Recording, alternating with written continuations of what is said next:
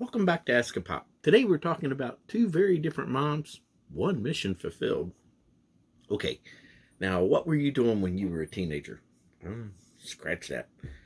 I probably don't want to know because I do teach the teenagers in Sunday school, and I was one. So let's just think about it for a second. How about being visited by an angel of God and being told that you're going to be the mother of the Messiah? That your entire life that you'd planned out now out the window, and that everybody that you knew was going to kind of look at you sideways, and that the town wasn't going to believe what you're doing, and everything was going to get more complicated, and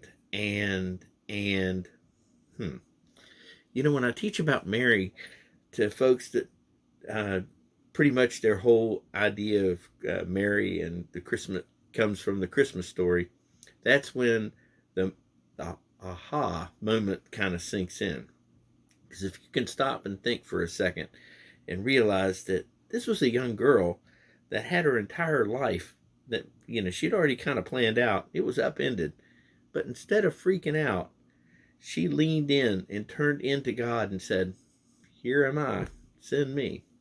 This girl, to turn a phrase that her son would later teach us, she didn't show the faith of a mustard seed. She used the whole dang plant. And that's not all of the story, as we well know, because just a little ways away, she had a cousin who had never had kids of her own and was now well past the age of what people would have kids back then was. And she had been visited by an angel a few months before Mary and had been told that she was going to have a son named John who was going to do great things on his own. And Mary had went to stay with Elizabeth before her birth because, again, remember that town thing, not going to believe her.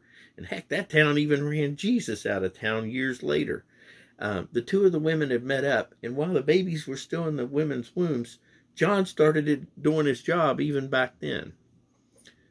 Now, the reason that I bring all this up is because with Mother's Day coming up, I figured I wanted to share a couple of my thoughts on a couple exceptional mothers that were pointed out in the Bible, and maybe give a little Cecilized version of events and from their perspective.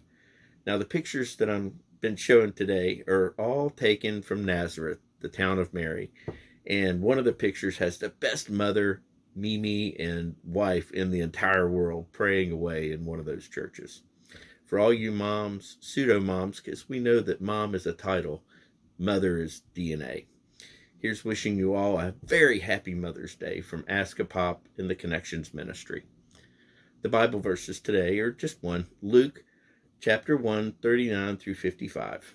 As far as questions go, do you have any great memories of your mom that you'd like to share? Or maybe even just remember, because writing this literally flooded both my mind and my eyes with both.